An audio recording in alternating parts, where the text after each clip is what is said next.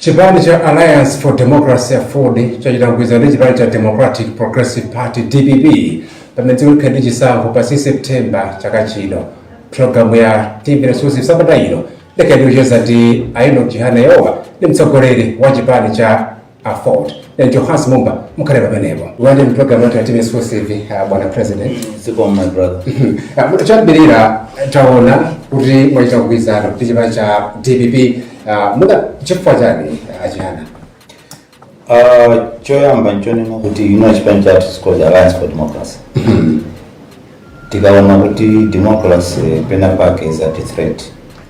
Timaona necessity pange save. The only way we can save this democracy is to make sure kuti political power ipange balance bwino komanso tikudziwa kuti there's 50+1. So if tilingati kalipenta ameza kawiri mudula kamodzi. Size kamodzi tulufuna udula ulakwitsa. This is politics. And it don't say opposition cholinga chacho chotsiwemboka. Ndiye ifeyo ndi DPP nambo kambirana kuyamba last year. Ndiye tinafika kuti tagwirizana. Taonaso kuti one objective tuombolera Malawi. Ndiye tinangati sifuna tsiku lafika lona kuti tigwirizane tipite patsogolo. Mwana kuti mufuna kuti muombolera Malawi. I remember 2020 chisankho cha president cha Fresh Pulse naonaso ineso ngati Afford matamangati zipanizira for example cha MCP. You made the similar claims kuti by then mafuna muombolera Malawi. This time around, how special is it if you say you want to rescue Malawi from mafuta za chuma? It's an open secret. Everyone knows that there are problems in this country. Zofunika kuti it's not a matter of taking power. Focus yonena kuti tikatenga boma tipanga chani. Yes. Effect in my programs taona kuti this government ubwera to resuscitate economy this bank immediately within 100 days, within 8 months, within 1 year. Yes. Short term, medium term and long term plans. Zofunikira Kwambiri. Chisankho chawamba, chisankho chovuta, number 1. Number 2, atenge boma ilomwe tikhale ife.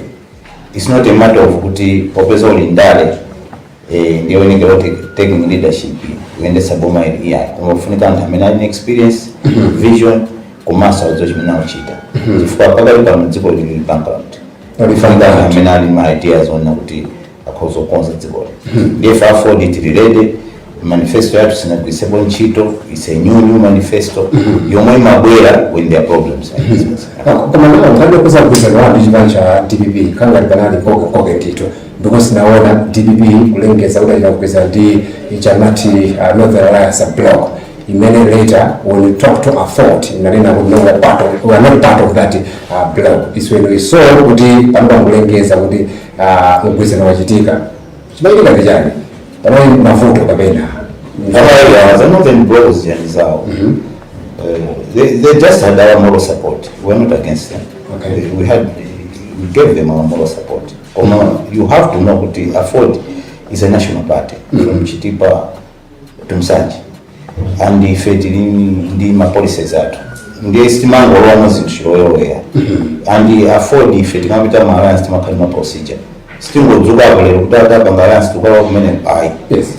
Timakan procedure. Nenda kuzani kuti tifike pasaizi ndi DPP. Takamila almost 1 year. And the committee was chaired by Reverend Morris Mutali who did DPP Achapot. They have been meeting, crashing, discussing, looking at my manifesto also, Tibanga Banji, where do we differ, how do we compromise, but nafika pa compromise, the middle position, but I think right now we can work together. Makuza ndi chipani cha DPP. Choyamba issues za economy kutitipa ngahando bwanji. Secondly, we have looked at all the government programs, government reforms also. Yes. We have looked at how do we do the government reform.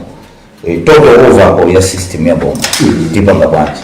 Sometimes it's not a matter of changing leadership. Yes. No. koma the system itself ya Malawi needs to change. Ndiye kukasinta system ngubwesa so new leadership ili ngati galimoto singati ili ndi utsi mungosi ntama rings oka still siteka koma wafunika kati total over china chilichonse kusinta kuti sokano Malawi khale new vibrant tichotsa bailili to be a middle income country.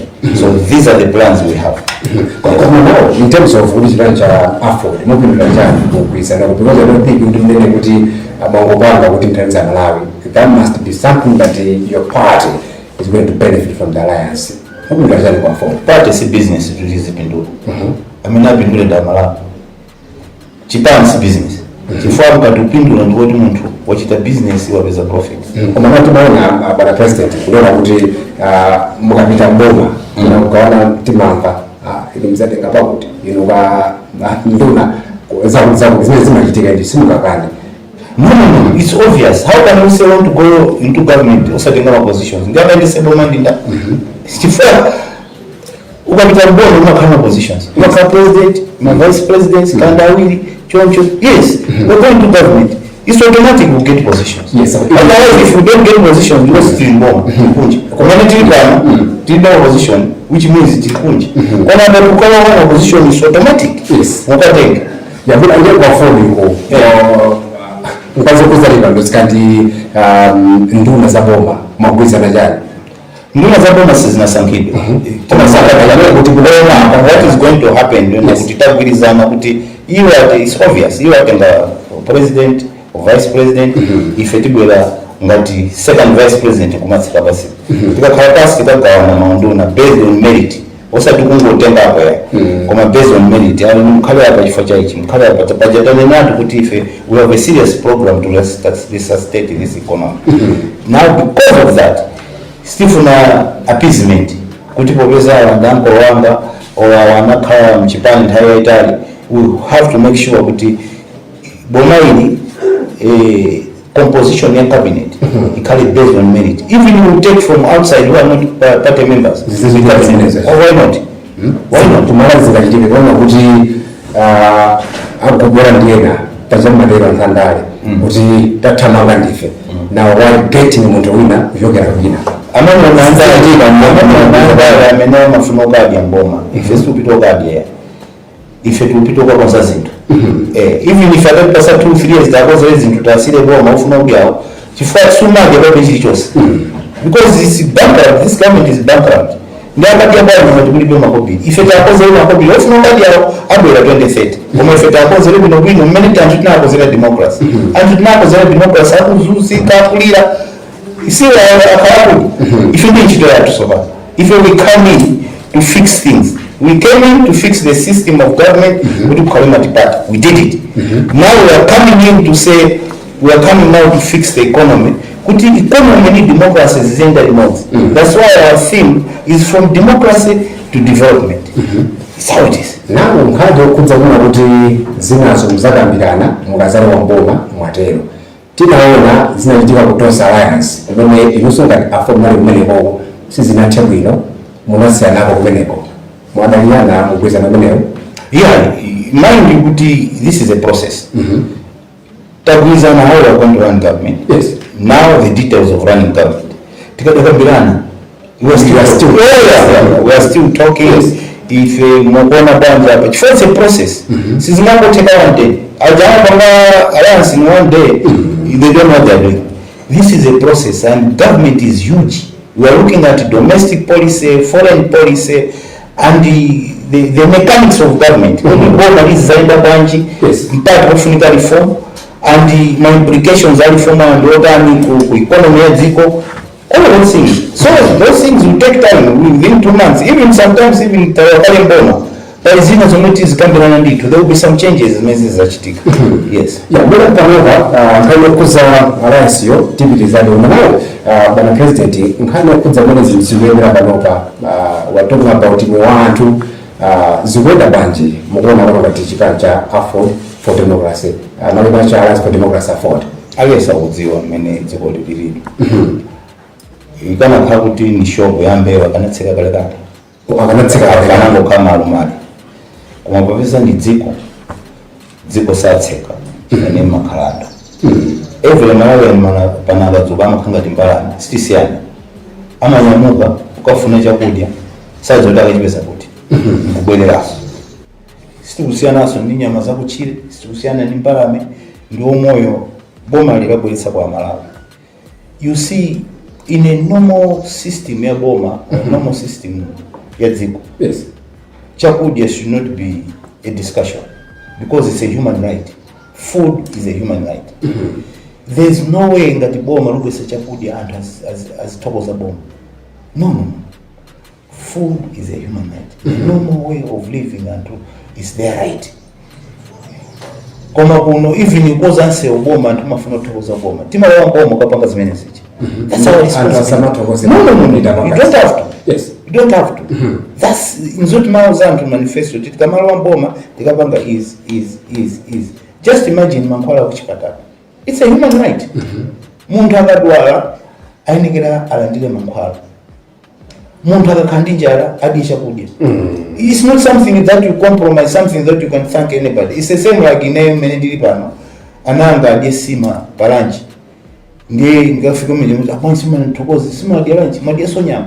It's my responsibility as a parent. Yes. Ni mabereka, ni mazodi mendu berekera. Ananga wana zafuna chakudya, tu zafuna school fees. Fira kadwala ni kilopito chipata.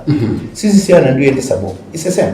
It's the same. Yes. Yeah. If fail in our manifesto as Alliance for Democracy, first priority is food security at the household level. But something teachers, each and every household. And Muzagwa needs as many as Kwambiri, why not? Why not? At the household level food. Yes. You know mkongo chimanga. You know a country when ikafika pa point yonena kuti chimanga kuchiona ngati diamond abasi you finish. Because in other countries chimanga ichi amapatsa nkhumba amapatsa ng'ombe. In a country you are part of the global world or global system.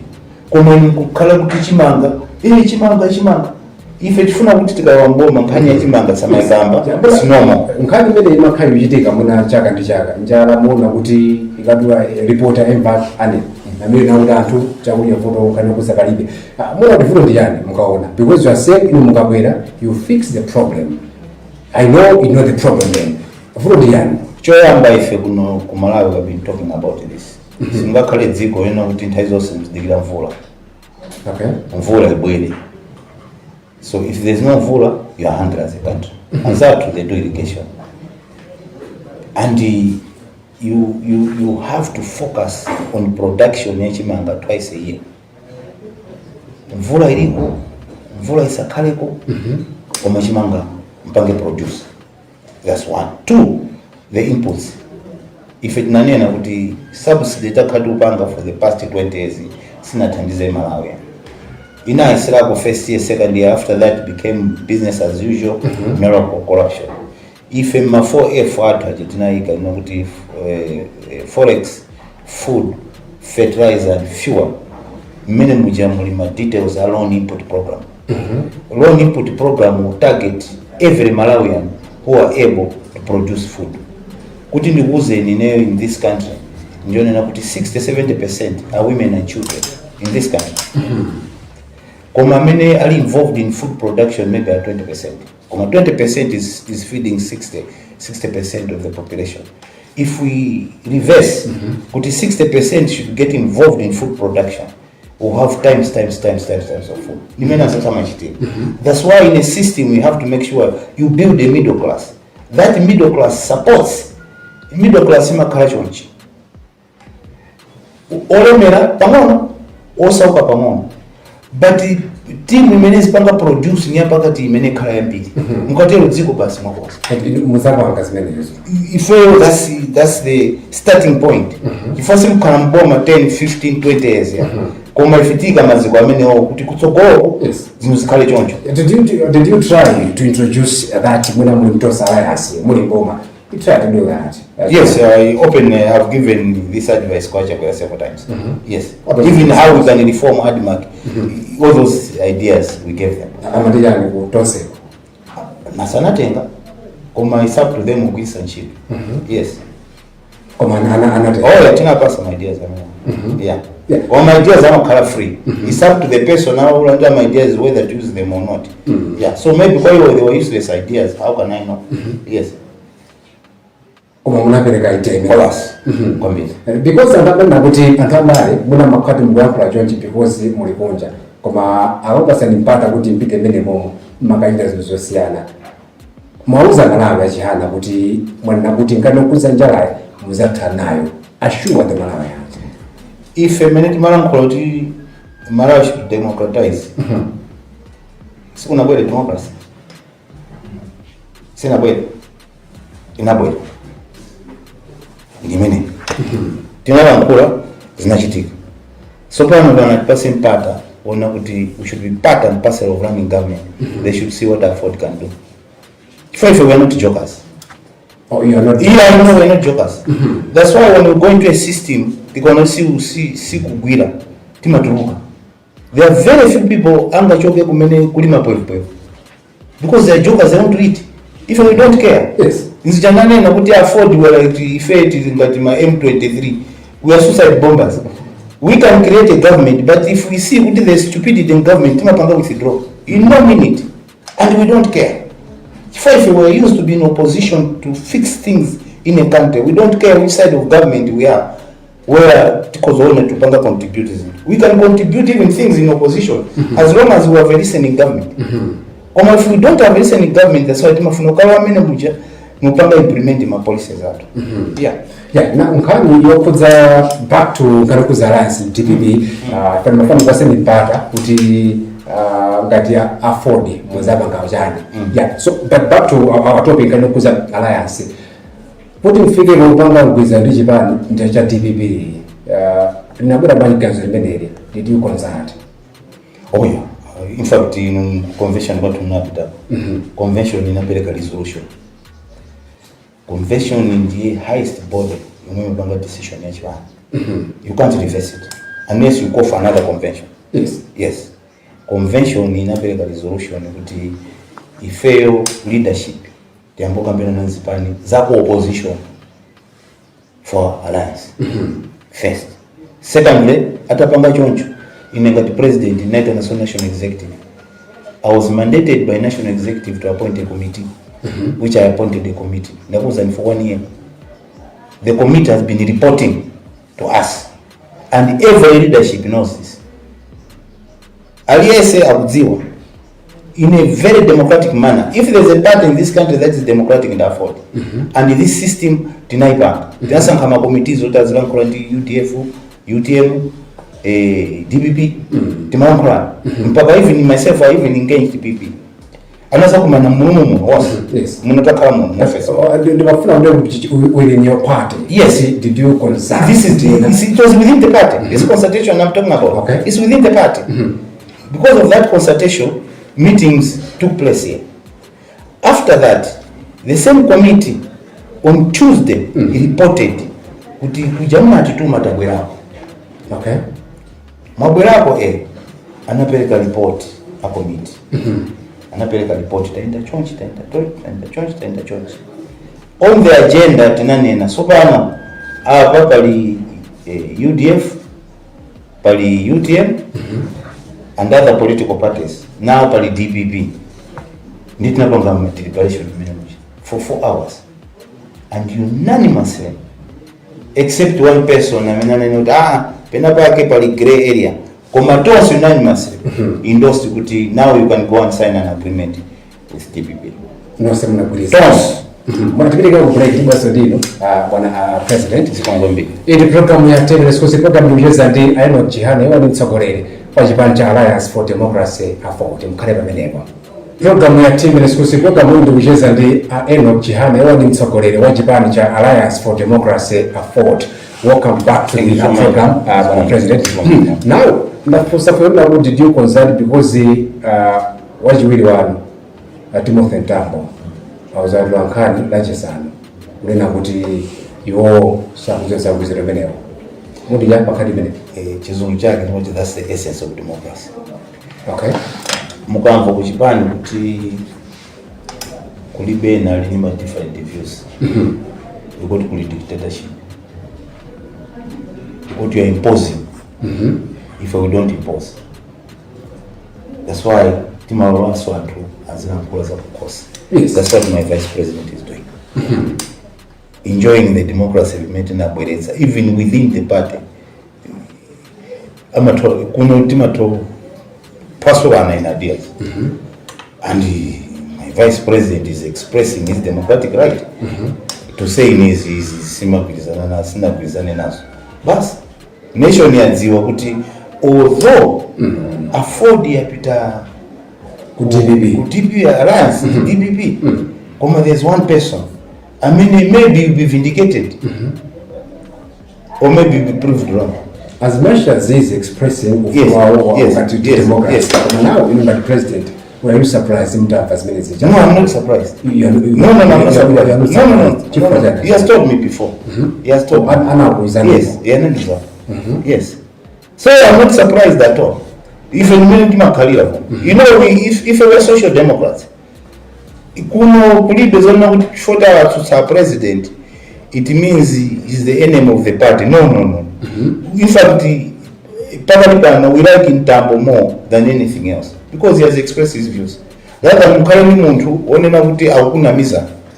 Mtambo sana tunamiza. The way he feels about DPP, many sa ufunira ngukilizano many what else. And if we know his position.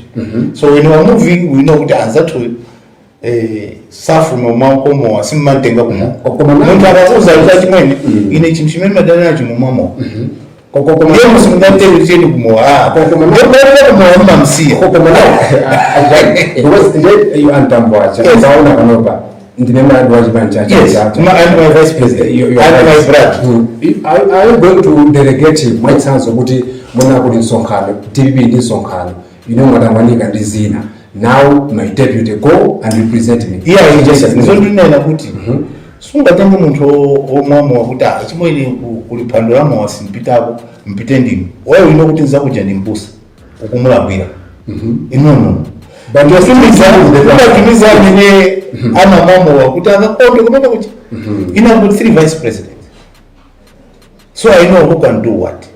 So ku DPP go ego kansonkhano if the DPP it means another vice president if I'm not there. I mean he agrees nizochitika kumene mtambo nizinto machito zina ntchito zambiri mchipana koma argument santambo ajamu ino mukaona ngati kwa ibanja afford mukaona banje are valid. Yeah, guys, his opinions nonena kuti in democracy everybody has to express his opinion. Mukaona arguments awaja muguza na waja kwa hiyo they are valid. Don't look at me that you personalize Japan. In a president, whether I like it or not, in a Kozokabuta I differ. There's what we call collective responsibility, even in running cabinet. Even in cabinet muja we differ. You differ with the president. Uta president fundo we can't implement. Mkatuka mene muja amati cabinet ya vomerezana is. It's the same Japan in Mosmos. It's a collective responsibility. Even in the president, several times have differed with national executive. Como president, executive, tabulizana 1, 2, 3, 4, 5. Or else, in a resign as president. Yeah, UTM. I know single president UTM. Maybe you might have an idea. Timamba kuti DPP, UTM plus the afford makambirana. These all as minutes. Kwambiri, 100%. Even that was 2 days ago before my press conference. I was with President Kabambe here. We discussed. Yes, he can. We discussed, and he had also his position, his concerns, and you know that he has got his own national executive. Where also so many people they will discuss. So maybe they went to discuss. Maybe they made their resolution. So it's on the Zao which can go. The UTM is not part of alliance. You know, number C nominations and Abelek. I'm not sure. Poka yo watuzi. Mukaona mene makambira namo. Zikupereka kuti kuna chiitika china chake. Zimendanena kuti inesima krama committee. Committee ya UTM ni committee ya afford. Ma committee na amakambirana. committee ya UTM imetoka Kwambiri and DPP and if my resolutions are kumene offices zotikuza mungabe banji machihana unena kuti UTM itanena kuti if you will not be part of the alliance move ba afford ndina UTM ndina if tukwamba za FNDPP yes koma now because mwanaiwa wafunga kuti zibani zako opposition zikanapanga mgwirizano I think mukhala wakonda kwambiri kuti zitatero now what if UTM says no if you says kuti kudza achimwe aluta continue basi if you were ready to run a serious campaign and win government and we're winning yes previously to this program mwanachano nena kuti kubwera bomb ya Hiroshima na Nagasaki. Yes. You remember that yes. Statement which you made in the previous program? Yes. B-52 bombers have taken off. By 16, the bomb will be dropped at Hiroshima and Nagasaki.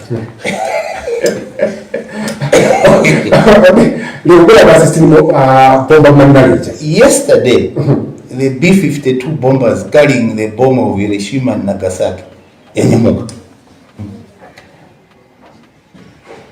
will land per 16, per 17, per 18, James Gairiga Makashotes. They are that, Apurumaka Dagat. Kuma Bomu Janet, Enyamuka, carried by the B-52 bombers.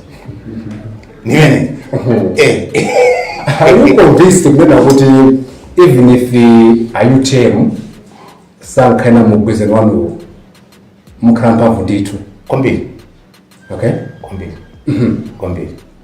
Taona Professor Kapita Ntariga amenali mtuguli wanu kugwiza no basaka Dr. Jenasa ngati running mate wao. Majandira bwanji menezi. If kana bidana kugwiza ngati we have no confidence in him. Any confidence in the watch. Otherwise, it's going to be. Kusanga kwa Dr. Jenasa kwa inu sabu bwino. Abino bwino, 100%. Yes. One, she's a Malawian. Two, an accomplished judge. Attorney General. Yes. What else do you want? Because in any of Jihana and Kozokare, Daga Ziten. Because number one, number two, one meter. Koma has nothing to do with the running of this country. It has completely nothing to do with my ideas of running this country. Aliyese kumano kumalawa, aliyese alindu weakness yake kumali strength yake. Ndiye Mungu pangala mpangezi into 10 weakness ya Jenasa, 10 strength yake. It's when you can make good judgment. You don't base on someone pakantukamodzi kamene so you have no evidence. No. Nchifukwa chake dziko lili makhala kumbuyo. Chifukwa mafuna kuti Yesu ndiye abwera zakhale president wa dziko lili. Mutampeza kuti. Akamwona ngatikira running mate ukhala achihana. Well, that's what people expect. Not winner. Ajina kugwiza ndio tuona kuti achihana da mina running mate. You need to change this country and not sikuti nene kale ndikhale running mate. Yeah. Koma if timu yonse imene limodzi can be bwino mene timakhalira and exchange ideas, my ideas are jamkutengedwa nkuendesa, I'm happy. You don't have to be running mate. After all, MG2, MG3 nchimozimozi. My father was vice president. Salary General Sandine tikambomo zikafana. In MG3 bacha. In MG3. MG2 zikafana. For mafuzo wana wodi alliance for democracy in Rabani. Yes, in MG3. You see, zikafana. But those Komanos Simba number 1. That's why they created the second VP. Komaso, if you look at the constitution, second VP comes from another political party. Yes. So I'm not DPP. Simugombesa na koma izingatosa raya sajana. No, inombesa pwa banji ne sana ni sanke moto. Inabala nsanka mimi mjangana na dziko likana sintai. I would have changed everything. Why not? Now, and wena kuti a professor Kapita Ntariga ntokoti ndiwachikulire akuti akanapuma akula. Muri chani pankani meneyi. Kodama zoti munthu wakula ndinda. Simu wake. Sini mwanzo wao ndio fanya zako. Anza kudeno. Ineyo ndima zione ndakula. ndakula singakwatira mkazi wina koma kwakwatira mkazi wina zoti koda ndi mphamvu. Yes, ndio mukuona iwaja uziwo kuti apa muthali kana ndi pauziwo nakuti ulamulira dziko unaona bwana. Why not? Ulamulira dziko tisulima munda. Mutu ulima ndi mphamvu ndi kasu zida koma to sit and make decisions is something different. Yes, yes. Trump is very old, Biden old, most presidents old, but they make decisions. Nigeria, over 250 million people, and the president who is old. Nigeria si kwenda ndio sema Nigeria si kwenda.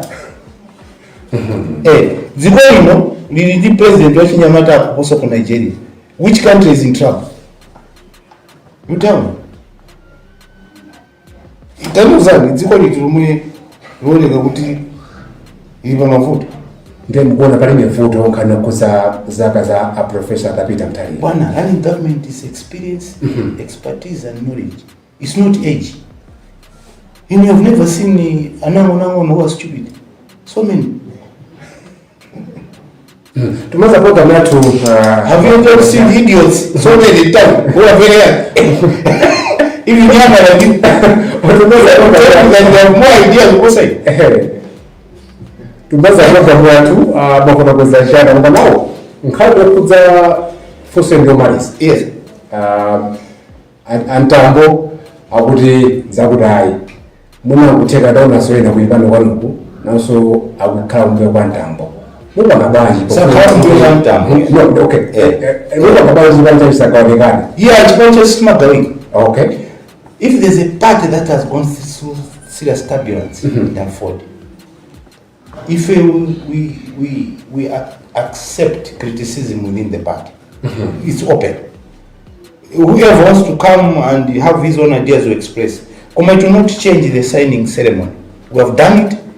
We have done the agreement. If we are moving forward, you see, the train doesn't care what that. If the train says tikatoka pano tukafika kubangura kayatsika if a train yatanyamuka whoever drops as wobona wowera if it Peter we have a destination. We are arriving in Bangura at this time. If we are arriving in Boma ilili tukafika pa 16 train yanyamuka jitogoza imambe kama stage basi wotsika opera azikwera omanyamuka jitogoza wambele kuti nanga sambalize kwa chiweza togoza kwa viteko sofayo tatogoza tikata maza program yetu ya TV program hii ndimajesa ndi aino jihana yo nditsogolere wa Ibanja Alliance for Democracy Afford.